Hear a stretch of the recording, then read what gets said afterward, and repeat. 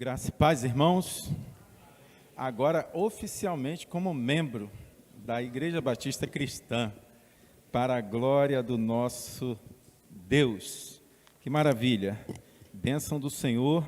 Quero convidar você a continuar nesse mesmo pensamento, nesse mesmo entendimento, nesse mesmo espírito de adoração ao nosso Deus, agora por meio da pregação, da exposição da palavra. E eu gostaria que você abrisse a sua Bíblia na primeira carta do apóstolo Pedro, capítulo 1. Essa carta tão conhecida já de nós como igreja, mas a palavra do Senhor, ela tem sempre a nos ensinar. Nós nunca podemos dizer que sabemos tudo, esgotamos tudo, porque o nosso Deus é um Deus que, por mais que nós leamos a sua palavra, nós nunca o conheceremos completamente, porque o nosso Deus é infinito nesse conhecimento que nós possamos buscar ou encontrar. Quero pedir aos irmãos a gentileza de ficar de pé, para que possamos, em reverência, ler a palavra do Senhor, em 1 Pedro capítulo 1, vamos a partir do verso 13. A partir do verso 13, a palavra do Senhor. Temos visitantes? Algum visitante conosco? Aqui um casal à minha esquerda. Mais alguém? Mais um jovem aqui, né? Uma família, é isso? Tudo bem, sejam bem-vindos. Eu gostaria de que, se alguém estiver sem Bíblia, algum dos nossos irmãos pudesse chegar perto, se aproximar e compartilhar a Bíblia para nós lermos essa porção da palavra. Sejam todos bem-vindos em nome de Jesus. Amém? A IBC, a Igreja Batista Cristã, saúda-os com alegria. Sejam sempre bem-vindos entre nós. Palavra do Senhor, 1 Pedro capítulo 1. Versos de 13 ao 25, diz assim a palavra do Senhor: Portanto, com o entendimento pronto para entrar em ação, tende autocontrole, esperar inteiramente na graça que vos é oferecida na revelação de Jesus Cristo. Como filhos obedientes, não vos amoldeis aos desejos que tinhais em tempos passados, na vossa ignorância, mas sede vós também santos em todo o vosso procedimento, assim como é santo aquele que vos chamou. Pois está escrito: sereis santos, porque eu sou santo. E andai em temor durante o tempo da vossa peregrinação, se chamais de Pai aquele que julga segundo as obras de cada um, sem discriminação de pessoas, sabendo que não foi com coisas perecíveis, como prata ou ouro, que fostes resgatado da vossa maneira fútil de viver, recebida por tradição dos vossos pais, mas fostes resgatados pelo precioso sangue, como de um cordeiro sem defeito e sem mancha, o sangue de Cristo, conhecido já antes da fundação do mundo, mas manifestado no fim dos tempos, em vosso favor. Por intermédio dele, credes em Deus, que o ressuscitou dentre os mortos, e lhe deu glória, de modo que vossa fé e esperança estejam em Deus. Assim, já que tendes a vossa vida purificada pela obediência à verdade, que leva ao amor fraternal, não fingido, amai uns aos outros de todo o coração. Fostes regenerados, não de semente perecível, mas imperecível, pela palavra de Deus que vive e permanece. Porque toda pessoa é como a relva, e toda a sua glória como a flor da relva. Seca-se a relva e cai a sua flor, mas a palavra do Senhor permanece para sempre. E essa é a palavra que vos foi evangelizada. Vamos orar, fecha teus olhos mais uma vez. Senhor, a tua palavra foi lida, e como nós encerramos aqui no último verso, ela diz que a palavra do Senhor permanece para sempre. Que nossos corações estejam abertos, que possamos receber a boa semente, que possamos ser edificados por tudo que for dito nesta noite aqui. Que aqueles que ainda não receberam essa palavra, ainda não creem, não servem ao Senhor, que nesta noite seja a noite de salvação, para a glória de Cristo. Que eu diminua, aniquila, Senhor, toda e qualquer intenção do meu coração, para que o Teu Espírito nos ilumine, e o Senhor fale poderosamente aos nossos ouvidos, aos nossos corações, à nossa igreja, aqueles que nos visitam e aqueles que nos acompanham por meio da rede social. Louvado seja o Teu nome por tudo, em nome de Cristo Jesus nós oramos. Amém e amém. Podem sentar, meus amados.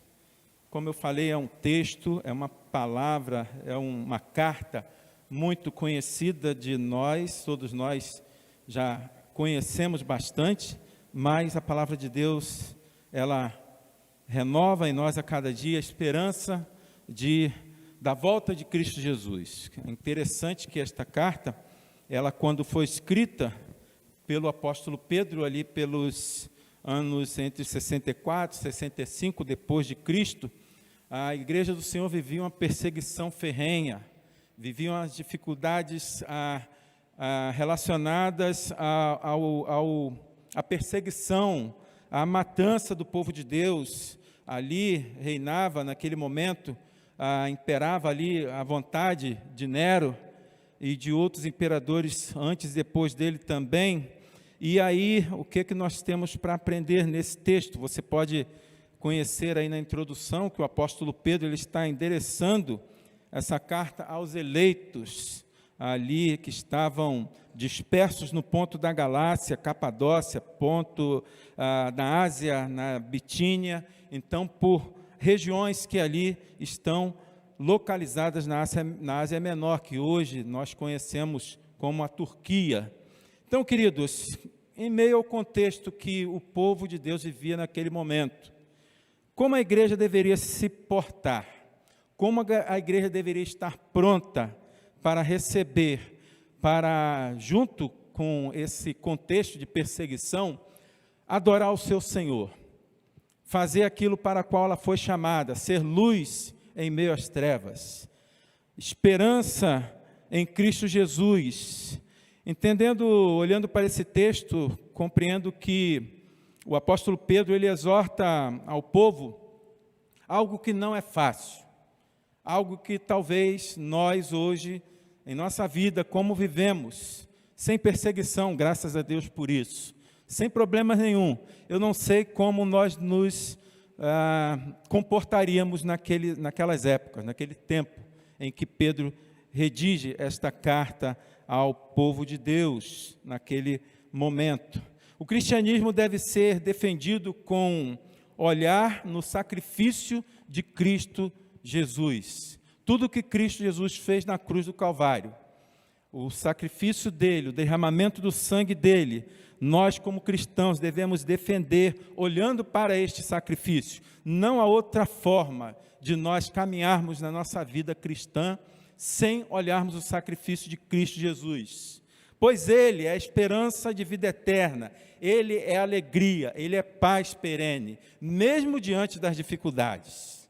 Você que me ouve neste dia, você que me ouve nessa hora, eu tenho certeza que talvez você não esteja passando, aliás, eu tenho certeza que você não está passando por perseguições, assim como o povo de Deus passava naquele momento. Mas talvez você viva na sua caminhada dificuldades tais que podem deixar você, talvez até mesmo duvidoso quanto ao cristianismo, talvez até frágil diante das lutas, das batalhas, mas nunca perca aquilo que eu falei agora há pouco, olhar para o sacrifício de Cristo Jesus, porque Ele foi quem nos salvou, Ele que derramou o seu sangue precioso na cruz do Calvário. Entretanto, nós vemos que isso requer uma questão de nós como cristãos, olhando para o texto que lemos agora há pouco. Como cristãos, devemos sempre estar preparados para uma vida que agrade a Deus, seja em que tempo for, em dificuldade, em paz, em tranquilidade, seja no momento, como nós falamos, num céu de brigadeiro ou no mar de almirante, devemos adorar a Deus, inclusive nas dificuldades. Nós vimos hoje pela manhã na EBD os hinos que Jesus, no caso, no período do Novo Testamento, os hinos que foram entoados por Maria, por Simeão, por Zacarias, mas vimos também que o povo de Israel entoava hinos ao Senhor diante das grandes vitórias, das grandes batalhas. Mas também em meio às dificuldades, esses hinos eram também expressados. Principalmente nós podemos ver os salmos, que eles são escritos também em meio à súplica, em meio à dor do salmista. Bom, injustiças, sofrimentos que teremos que passar como filhos de Jesus Cristo, mas que passemos olhando para a cruz de Cristo, olhando para o sacrifício do nosso Senhor. E não só para isso, para a esperança da vinda do nosso Deus, que prometeu um dia voltar e um dia Ele voltará.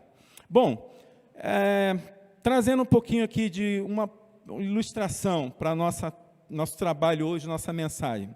Veja que 8 pessoas foram resgatadas de trabalhos análogos ao escravo, ao trabalho escravo, lá no Paraná, ao longo do mês de agosto de 2023. Isso segundo o Ministério Público do Trabalho daquela região. E aí eles foram resgatados e certamente são levados para locais para serem tratados, tanto físico quanto psicológico, e também para todo o apoio que aquele povo que é resgatado em situação análogo à escravidão, eles precisam passar. Qual a diferença de uma pessoa, de um grupo que é resgatado, ou que melhor dizendo, que é recrutado para trabalhar, e sem ser informado que serão escravos, não receberão, muito pelo contrário, muitos trabalham para pagar aquilo que comeram, a roupa que vestiram, a comida que consumiram. Qual a diferença de pessoas que vivem nessa situação e do cristão? A diferença é que essas pessoas, elas são recrutadas para o trabalho sem saber que serão escravas e nunca receberão nada por isso. O cristão, eles são eleitos por Deus, chamados por Deus para viver uma vida santa diante do Senhor, mas tenha certeza que estarão recebendo a recompensa vinda do Senhor, que é muito melhor do que qualquer pagamento, qualquer parte financeira, qualquer material que nos seja ofertado. Aonde iremos morar eternamente com o Senhor, com Ele, diante da face dEle, é muito melhor do que qualquer coisa que esse mundo possa nos dar. Mas o interessante disso é que essa notícia tem a ver, o que essa notícia tem a ver conosco nessa noite? Eu queria que, se você quiser apontar, anotar, escrever a ideia central, ou a grande ideia desse texto, eu diria que o texto que nós lemos nos diz isso: a vida em santidade conduz o cristão a testemunhar a esperança da salvação em obediência, temor e amor. Essa é a ideia central desse texto. A vida em santidade conduz o cristão a testemunhar a esperança da salvação em obediência, temor e amor. Enquanto aqueles trabalhadores prestavam serviços como escravos, sem esperança de uma remuneração, nós, os filhos de Deus, temos a nossa recompensa garantida. Então vejamos a partir dessa leitura feita, como que a condição do cristão em meio aos sofrimentos conduz ele a olhar para a viva esperança que está reservada nos céus, aos santos de Deus. Vamos abordar aqui pelo menos 3 aspectos que nós precisamos focar nesse texto, que vão nos ajudar a compreender essa ideia central. Primeiro, precisamos viver em santidade. O texto lido vai nos mostrar que nos versículos 13 a 16 vai nos apontar que precisamos olhar para o texto e compreender que o apóstolo Pedro estava chamando aquele povo, mesmo diante das perseguições, dos problemas, estava conclamando, ou convidando, ou exortando o povo de Deus a viver em santidade. Em segundo aspecto, eu quero trazer dos versos 17 ao 21, que o apóstolo Pedro está direcionando, está exortando o povo a viver em reverência, versículos 17 ao 21. E por último, veremos o viver em amor, versículos 22 ao 25. Então, deixe sua Bíblia aberta e vamos percorrer esses textos agora. Viver em santidade. Somos chamados a ser como Ele é. Alguém tem dúvida disso? Que nós somos chamados para viver como o Senhor é. É um atributo de Deus, mas que Ele partilha com os seus chamados. Ele partilha com os seus filhos. Lógico que tem atributos de Deus que são incomunicáveis, que somente Ele os tem. E nós nunca poderemos ser, digamos assim, contemplados com esse chamado do Senhor para ser dessa forma também. Bom, viver em santidade. Nosso Deus é uma pessoa de pensamentos organizados. Olhando para esse texto, olhando para toda a Bíblia, olhando para a natureza, para a criação, nós compreendemos que Deus é um Deus que tem pensamentos organizados. E requer de nós equilíbrio, obediência e santidade. Isso faz parte de uma mente organizada. Equilíbrio, obediência e santidade. E tudo isso está no texto. Se você olhar comigo os versos de 13 ao 16, você vai compreender isso. Portanto, olha para a tua Bíblia, olha para o texto, ou se estiver passando aqui, olha para a projeção. Portanto, com o entendimento pronto para entrar em ação. Isso é equilíbrio, isso é organização.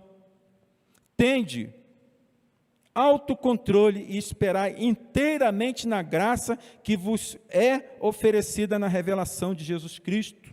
Veja que é interessante e admirável como Deus, o Deus eterno, o Deus supremo, o Deus imensurável, o Deus onisciente, que ele tem vários atributos, ele nos chama para desenvolver alguns aspectos também de atributos dele. Veja que no verso 13 ele vai dizer que devemos estar pronto para entrar em ação. O que significa isso? Em outras palavras, cingindo o vosso entendimento. Prática antiga de prender a túnica, amarrar a túnica ao mover-se com rapidez. Ali, aqueles homens, os judeus, os cristãos, tinham essa situação.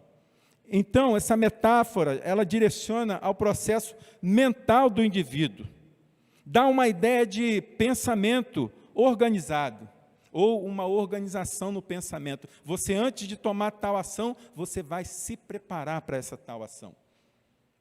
Não sei se você se lembra, talvez você lembre também comigo, quando você vê aquelas competições de jiu-jitsu, de karatê, quando o karateca, né, o judoca, ele às vezes para, ajeita o kimono, ajeita a faixa dele e ele vai para o combate novamente.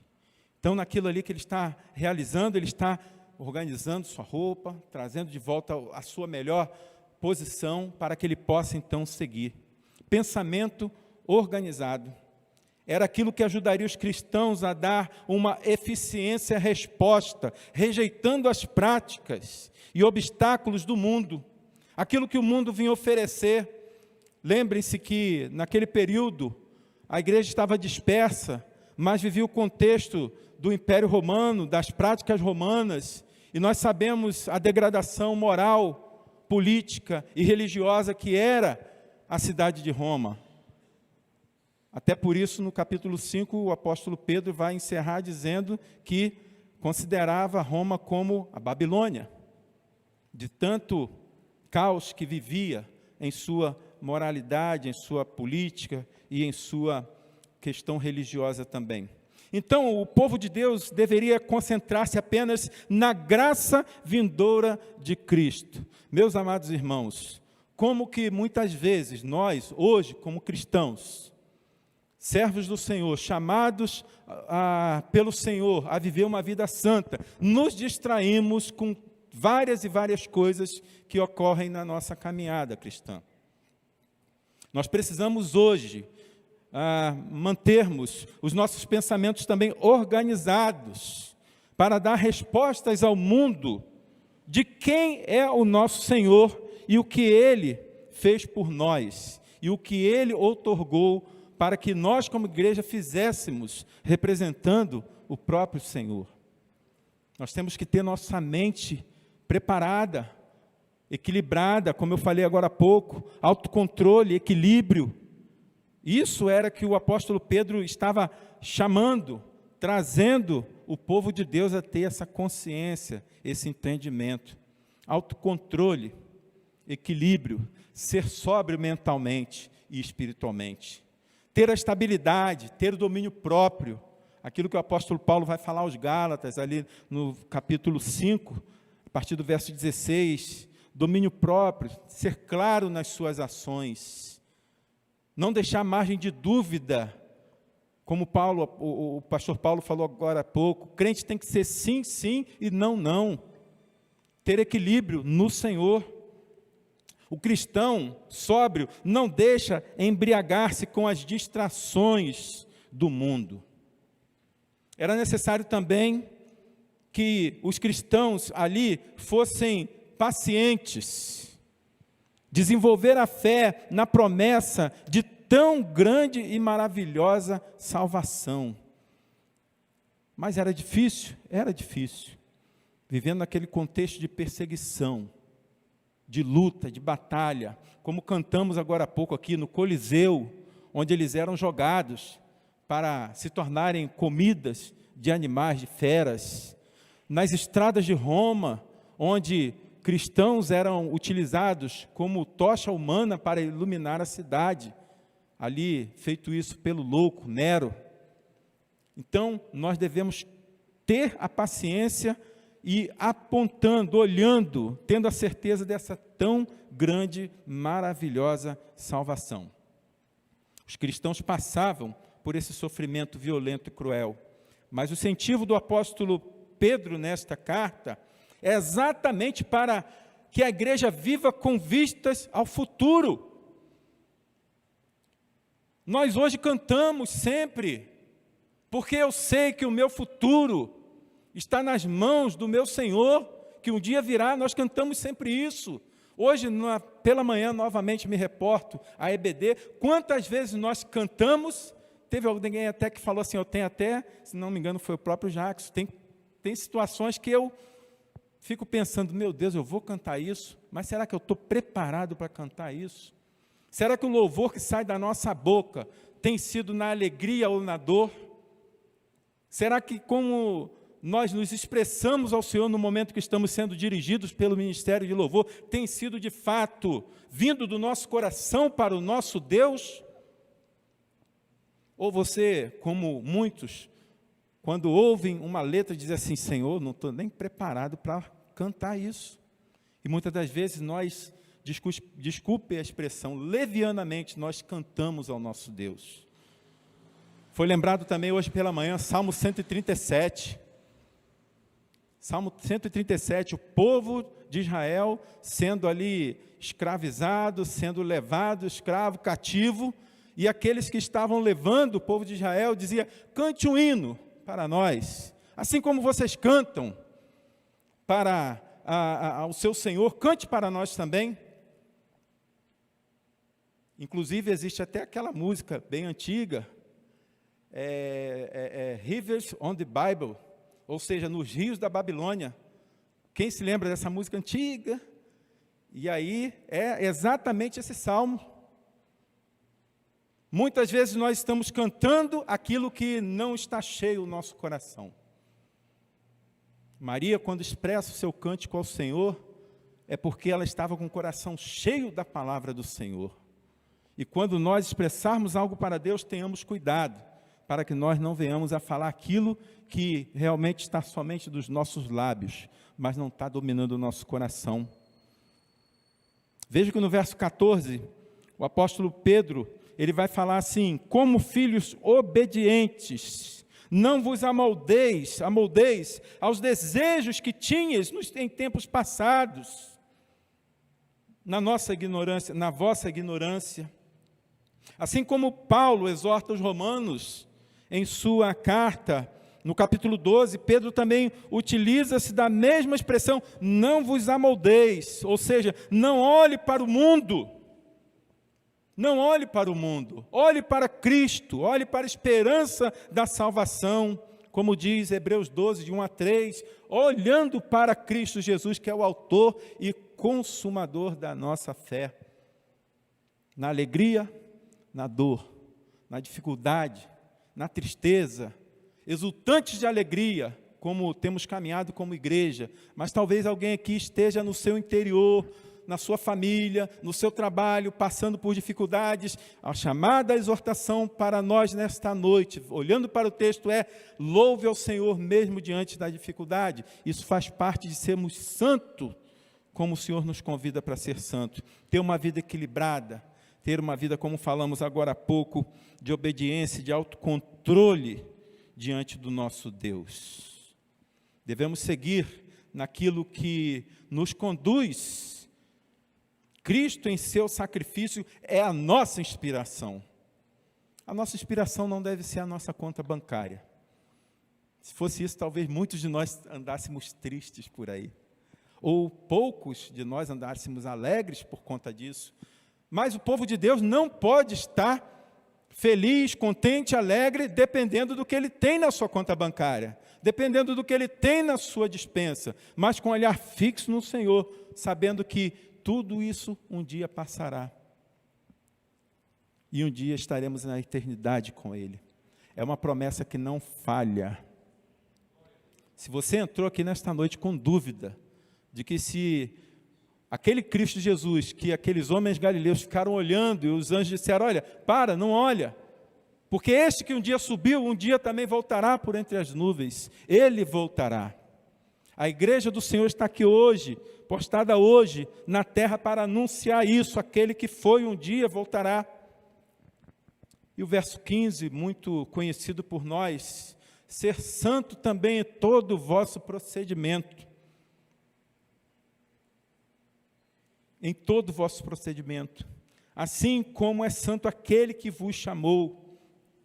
Queridos, o que determina o caráter de Cristo sendo desenvolvido na vida do crente é a sua forma de vida. O que determina o caráter de Cristo a ser desenvolvido na vida do crente é a sua forma de vida, sua mudança em relação ao antes, o que eu era antes e ao que eu sou hoje, salvo em Cristo Jesus. Sua vida, ou melhor, sua mudança em relação ao antes e ao depois do ato da conversão. E eu quero falar aqui de algumas evidências do caráter de Deus na vida de um cristão. Exatamente isso que você pensou: santidade. Santidade. Como tratamos a palavra? Respeito, reverência. Deus tem sido glorificado em sua vida pelos seus atos, em sua caminhada, no seu trabalho, por onde você passa. Qual o legado que você tem deixado? Te conhece mais pela tua competência profissional ou pelo servo de Deus que você é também no seu trabalho? Isso é importante, santidade. Efésios capítulo 5, verso 1 vai dizer: portanto, sejam imitadores de Deus, como filhos amados. Verso 16, sereis santos, porque eu sou santo. Deus não nos dá nada a fazer no qual Ele mesmo já não tenha em si.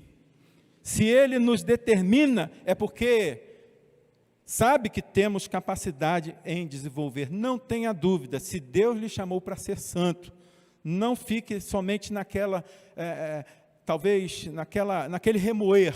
Ah, eu fiz isso, eu fiz aquilo. Não, a vida do crente é um stop, uma parada naquilo que passou e uma vida nova em Cristo Jesus. O apóstolo Paulo vai dizer isso: aquele que está em Cristo é uma nova criatura. As coisas velhas se passaram e eis que tudo se fez novo. Hoje tudo pode se fazer novo na vida daquele que ainda não creu que Cristo Jesus é a única salvação. é a esperança eterna, é a esperança que um dia chegará à realidade para nós. Talvez você pense que os cristãos têm algo especial e por isso receberam de Deus essa oportunidade, esse chamado, a exortação, a santidade.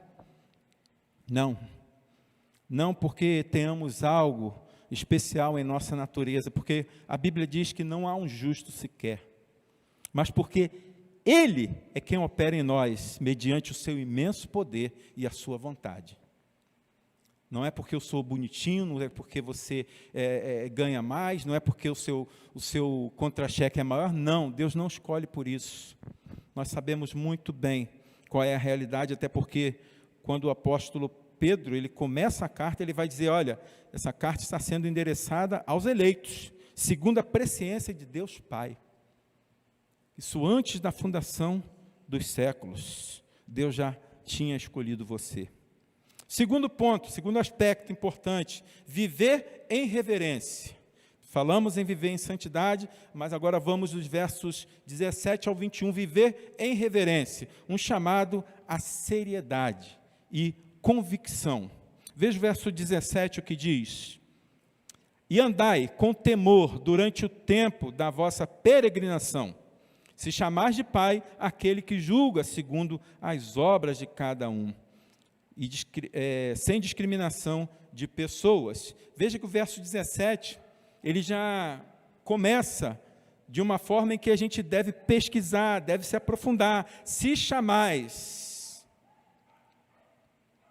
andai em temor durante o tempo da peregrinação, se chamais de Pai aquele que vos chamou, se chamais de Pai aquele que julga segundo as obras de cada um. Veja que, em outras palavras, o apóstolo Pedro está dizendo, se sois cristãos, de fato, é necessário atentarmos para esse detalhe, é preciso andar com temor.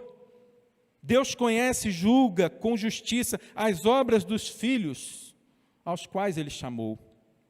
Existem cristãos que ainda não entenderam o propósito do chamado e andam numa vida que ainda não tem reverência a Deus. Precisamos, além de santidade, ter reverência ao nosso Deus. É necessário que os cristãos tenham convicção e compromisso com a obra de Deus. Viver em temor ao Deus que o salvou um dia. Viver com compromisso na obra do Senhor. Não levar de forma leviana a obra do Senhor. Se eu tenho uma responsabilidade na igreja local, eu cumpro essa responsabilidade na igreja local. Isso é viver com temor a Deus.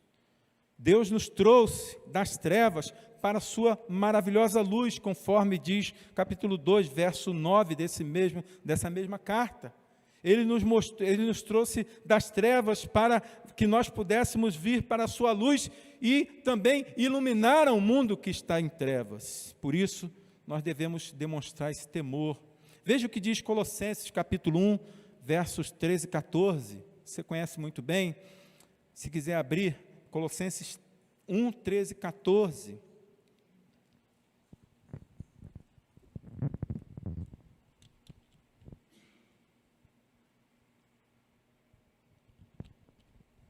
A palavra do Senhor diz assim, através do apóstolo Paulo: Ele nos libertou do império das trevas e nos transportou para o reino do seu Filho amado, do seu amor, no qual temos a redenção e a remissão dos pecados. Amém? Que bênção ter essa convicção e por isso ter o temor ao Senhor. Ele não nos resgatou de um lugar qualquer. Ele nos resgatou das trevas. E não vai nos levar para um local qualquer, Ele vai nos levar para o reino, nos transportou. A palavra aqui já é afirmando que a ação que Ele já fez, nos transportou para o reino do Seu Filho, do Seu amor, no qual temos essa redenção, a remissão dos nossos pecados. Veja o que diz Efésios capítulo 2, verso 1. Ele nos deu vida estando nós, ou estando vós, no texto diz assim, mortos nos vossos delitos e pecados. Como é importante que nós tenhamos o temor ao Senhor, obediência a Ele, viver uma vida no qual somos exortados a olhar para Cristo Jesus, cumprindo os compromissos que nos foram dados, porque o Senhor nos deu vida quando estávamos mortos. Nada que eu e você pudéssemos fazer alcançaria o favor de Deus, se não fosse Cristo Jesus dando sua vida, o Senhor nosso Deus dando o único Filho dele para morrer pelo meu e pelo seu pecado. Que maravilha saber disso. Versos 18 e 19, ele usa uma palavra aqui muito interessante, resgatados, sabendo que não foi com coisas perecíveis. Verso 18, não foi com coisas perecíveis, como prata ou ouro, agora como eu falei, nada que tenhamos nos nossos bolsos, nada que exista de material, nada que exista no meu pensamento, no seu, seria bom, seria adequado para esse resgate que Deus providenciou em seu Filho. Não foi com coisas perecíveis, como prata e ouro, como que fostes resgatados da vossa maneira fútil de viver, recebida por tradição dos vossos pais, mas fostes resgatados pelo precioso sangue, como de um cordeiro, sem defeito e sem mancha, o sangue de Cristo. Aleluia, louvado seja Deus. Fomos resgatados. A palavra no original quer dizer comprar uma pessoa mediante a pagamento para livrá-la da escravidão, pondo-a em liberdade mediante ao pagamento de um resgate. E o pagamento do resgate pela minha vida, pela sua vida, foi o sangue precioso de Cristo Jesus. Não há outro, não há nada que possa pagar esse resgate. E é olhando para isso, por esse sacrifício, olhando pela ação de graças que o apóstolo Pedro inicia lá na própria carta, na primeira carta, olha comigo o que diz, verso 3 do capítulo 1 ainda, bendito seja o Deus e Pai do nosso Senhor Jesus Cristo, que nos regenerou para uma vida, para uma viva esperança, segundo a sua grande misericórdia, pela ressurreição de Cristo dentre os mortos. É assim que ele inicia essa carta. E esse momento da exortação, ele traz assim o interessante que eu falei no início, a necessidade de um povo que estava sendo perseguido, que estava sendo maltratado. E ele dizia, não percam, não deixem de olhar para a esperança em Cristo Jesus. Pensemos no pior dos pecadores que já passou por essa terra. Um exercício para nós agora, aí, alguns segundos. Pense no pior dos pecadores. Pois é, este pecador sou eu e é você. Talvez alguém tenha pensado, eu conheço alguém que é um grande pecador. Mas se você pensou assim como eu, esse pecador sou eu. Se você pensou, esse pecador sou eu, foi por você que Cristo Jesus morreu. Para que tivéssemos vida, foi preciso um resgate. O pecado exigiu que algo fosse realizado. Deus não negociou com o pecado, mas Deus fez por nós o sacrifício perfeito. Aleluia. Louvado seja o nosso Deus. O sangue do Cordeiro foi derramado na cruz do Calvário por mim, pecador, por você, pecador. Verso 20. Conhecido já antes da fundação do mundo, na sequência do texto, mas manifesto no fim dos tempos em nosso favor. Algo que não foi feito porque ele, Deus, foi encurralado, foi surpreendido pelo pecado do primeiro Adão. Deus não ficou sem alternativas, e sim, o texto nos traz esse entendimento. não somente aqui em Pedro, mas em outros textos também, antes da fundação do mundo, conforme nós lemos agora há pouco, os eleitos de Deus, segundo a presciência de Deus Pai, pela santificação do Espírito para a obediência. Antes até mesmo da existência do primeiro homem, a redenção já estava preparada por meio de Cristo Jesus. Verso 21, Deus não devolve a glória que Jesus tinha. Deus então devolve a glória que Jesus tinha com o próprio Pai antes da criação do mundo, porque Ele já tinha o projeto dele. Na sua presciência, Ele já sabia que o homem iria pecar. Queridos, tudo isso para crermos em Cristo como a esperança de Deus, a esperança viva, que é por Ele, por meio dele, que nós devemos caminhar como igreja. Exortação à igreja do primeiro século. É a mesma exortação para a minha vida e para a sua vida como igreja hoje. Passaremos por dificuldades. Talvez você hoje não consiga enxergar, mas quantas e quantas igrejas estão sendo perseguidas nesse momento? Em quantos países fechados para o Evangelho, tem cristãos que estão nos subterrâneos, realizando cultos. Tem cristãos que estão distribuindo folhas da Bíblia, escondido, para outras pessoas lerem e crerem que Cristo Jesus é a única salvação. E nós estamos hoje, pela graça de Deus, vivendo tempos tranquilos, mas não podemos deixar que isso esfrie o nosso chamado, a nossa intenção de proclamar o amor de Deus, mesmo diante da tranquilidade em que vivemos. Dito isto, quero convidar você para o terceiro e último momento desse sermão. Já vimos que devemos, então, viver em santidade, já vimos que devemos viver em reverência, e agora nós também devemos viver em amor. Versos 22 ao 25, um chamado ao amor ardente. Não é qualquer amor, é o amor ardente. É o amor pela palavra, a obediência. Verso 22, assim, já que tendes a vossa vida purificada, olha, entenda que no primeiro, no aspecto, no ponto acima, ele vai dizer o seguinte: se chamar de pai aquele, verso 17, agora ele já começa de maneira diferente. Assim, já que tendes a vossa vida purificada pela obediência à verdade, que leva ao amor fraternal, não fingido, amai uns aos outros de todo o coração. Pedro, ele finaliza essa sessão da carta dizendo: uma vez que vocês, em obediência, e a mesma obediência utilizada lá no versículo 14, veja comigo o verso 14 do capítulo 1, como filhos o quê?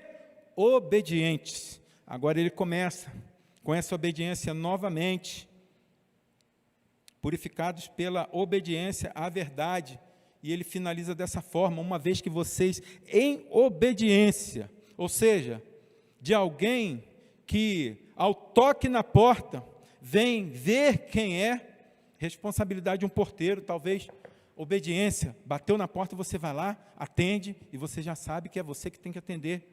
É isso que o termo aqui quer dizer. Você precisa ouvir uma ordem, você precisa também obedecer, você precisa ser obediente e submeter-se. Vocês devem traduzir tudo que eu disse acima em quê? Em amor. Em amor ardente. Não é qualquer amor. Que tipo de amor é esse? Veja o verso 22. Novamente. Ele vai dizer: amor fraternal, não fingido. Amai uns aos outros de todo o coração. Amor voluntário. Amor que se mostra pela ordem do próprio Deus. E quando Deus chama para uma coisa, a gente tem que entender que a coisa é séria. Não é esse amor que o mundo propaga. É amor verdadeiro. É amor ardente. É amor de todo o coração. De forma ardente, sem fingimento. Amor de quem um dia recebeu a purificação no sangue precioso do Cordeiro, assim como Ele o amou um dia, nos amou um dia derramando o seu sangue. É esse o amor que a igreja do Senhor precisa nutrir e precisa espalhar por esse tempo difícil que vivemos. Amor capaz de ajudar o necessitado, conforme diz o apóstolo Paulo, a igreja de Roma, aos Romanos, capítulo 12, verso 10, ele vai dizer: dediquem-se uns aos outros com amor fraternal. Prefiram dar honra aos outros mais do que a si próprios. Aí ele já está falando de coisa interna, é coisa da igreja, viver a santidade, viver em reverência, mas precisamos viver em amor. O mundo precisa saber que na igreja do Senhor, ela é conduzida e regida pelo amor. O amor que desceu do céu e habitou entre nós, que um dia derramou o seu sangue, puro e verdadeiro, imaculado, perfeito, para nos salvar. É esse amor que a gente deve levar para que o mundo conheça. Para que o mundo creia, como diz a música, ide pregai a Cristo. Só nele há perdão, só nele há poder, para que todos creiam em Deus. Precisamos espalhar esse amor. Verso 23, ele vai falar uma palavra interessante aqui: regenerados. Fostes regenerados, não de semente perecível, mas imperecível, pela palavra de Deus, que vive e permanece. Permanece? Continuidade, para sempre, como nós vamos ver no restante do texto, até o 25. Regenerados, vocês nasceram de novo, por semente especial, não foi por qualquer semente. Nós nascemos de novo. Pedro exorta a igreja ali, mas essa é uma palavra para nós. Nós nascemos de novo, por uma semente especial, Cristo Jesus, a revelação especial de Deus. Semente não corruptível, chamados a uma vida espiritual implantada em vocês, por quem? Pelo Espírito Santo, para proporcionar algo que não falha e que é permanente. Se um dia você acordar meio cabisbaixo, meio triste, saiba que o amor de Jesus está sobre você. E não é transitório, é permanente. Levanta, olha para Cristo Jesus, fortaleça-se nele, no poder, no Espírito, e caminhe, dê os passos necessários. Talvez você esteja aqui nesta noite, lutando contra si mesmo, em seu interior, no seu coração, dizendo: mas como que eu vou voltar a ter esse amor ardente? Como que eu vou voltar a ter essa reverência? Como que eu vou voltar a ser santo como Ele é santo, se eu estou vivendo uma vida tão degradante, tão ruim, tão terrível? Lembre-se que o amor de Deus na sua vida é permanente. O amor do Senhor não falha. Versos 24 e 25 para finalizar. Porque toda pessoa é como a relva. Por isso, abrindo um parêntese, cuidado com o tempo. Se você se sente dessa forma, triste, cabisbaixo, cuidado com o tempo. Porque toda pessoa é como a relva, e toda a sua glória como a flor da relva. Seca-se a relva e cai a sua flor. Mas a palavra do Senhor permanece para sempre. Essa é a palavra que vos foi evangelizada. Pedro aqui reforça o ensino do poder da palavra para a regeneração, para o nascer de novo naquilo que um dia foi pregado, que você ouviu, algo que jamais falha. Quer ver? Abre lá em Isaías, para a gente, talvez seja o penúltimo texto que eu vou ler com você aqui. Isaías 40, 6 a 8, o texto diz assim: Isaías 40, 6-8. Uma voz diz, clama, eu digo, o que clamarei? Toda pessoa é como a relva, e toda a sua glória como a flor do campo. Seca a relva e cai a sua flor, quando o vento do Senhor sopra sobre elas. Na verdade, o povo é a relva. O povo é relva. Seca-se a relva e cai a sua flor, mas a palavra de nosso Deus permanece para sempre. Aleluia. Louvado seja o nosso Deus. A vida humana é transitória. Hoje estamos aqui, amanhã não mais. Somos plantas que nascemos e num tempo determinado não viveremos mais nessa terra. Tiago, capítulo 1, de 10-12, fala sobre isso também. O ensino sobre a insensatez, a confiança nos bens materiais, a confiança naquilo que nós temos, naquilo que nós vemos, e isso nos tira a atenção daquilo que nós não vemos, mas aquilo que nós esperamos, e devemos ter certeza que um dia estaremos face a face com Ele. Quero concluir perguntando, trazendo uma questão nessa noite, o que esse texto fala conosco nessa noite como igreja. Faço uma pergunta particularmente a você mesmo, o que esse texto me traz? O que esse texto tem a ver comigo? Deus quer de nós mais do que apenas um rótulo de crente, meus irmãos. Ou eu sou evangélico, eu não tenho vergonha de chegar no trabalho e dizer que eu sou cristão. Deus quer mais de nós do que isso. Isso é pouco. O Senhor quer de nós a atitude de ser como Ele é, santidade, atributo de Deus que é partilhável conosco, pois somente poderemos nos aproximar dEle se buscarmos e andar junto dEle em seus passos. Hebreus capítulo 12, 14 diz, sem santidade ninguém verá a Deus. Somos de fato chamados à santidade, chamados a sermos santos, não para o agrado do mundo, e sim para a glória e louvor do nosso Deus, aquele que nos chamou para uma vida em luz, seja qual forem as dificuldades que venhamos a enfrentar.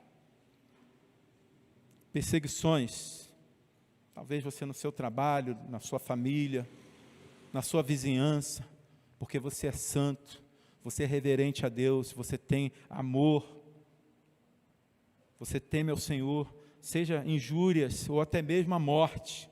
Os cristãos aos quais a carta de Pedro foi endereçada sofriam tudo isso. E o que nós podemos aplicar em nossa vida hoje, diante desse texto? Olhando para o sofrimento deles, do povo de Deus, eu creio que nós podemos, de fato, aplicar a nossa caminhada, esses 3 importantes aspectos que vimos nessa noite. Enquanto esperamos descer por entre as nuvens o nosso Senhor Jesus Cristo, amém? O que devemos fazer? Mesmo passando por lutas, por provações, tenhamos certeza de que cumprir-se-á a volta gloriosa do nosso eterno Rei. Lutas, dificuldades, passe com alegria e na certeza de que o nosso eterno Rei um dia voltará. E tudo não vai se acabar, tudo vai se eternizar. Permitam-me citar mais um texto bíblico ali em Tito 2,13. Tito 2,13. Ouve, coloca no seu coração aquilo que Tito disse à igreja de Creta, ali, aquilo que Paulo disse a Tito, diante ele das questões em Creta, aguardando a bendita esperança e o aparecimento da glória do nosso grande Deus e Salvador, Cristo Jesus. Você tem esperança nisso? Louvado seja Deus. Deus abençoe sua vida. Deus abençoe sua vida com despertar para uma caminhada, talvez não distraída, mas de peregrinação, como forasteiros, que estamos aqui, mas não somos daqui. Vivendo então em santidade, em reverência e em amor. Grande ideia do texto novamente, a vida em santidade conduz o cristão a testemunhar a esperança da salvação em obediência, temor e amor. Que a igreja do Senhor viva dessa forma. Santidade, obediência, temor, amor. Não o amor do mundo, mas o amor fortalecido no Espírito Santo de Deus. O amor verdadeiro, o amor real. Vamos orar mais uma vez? Baixa a sua cabeça.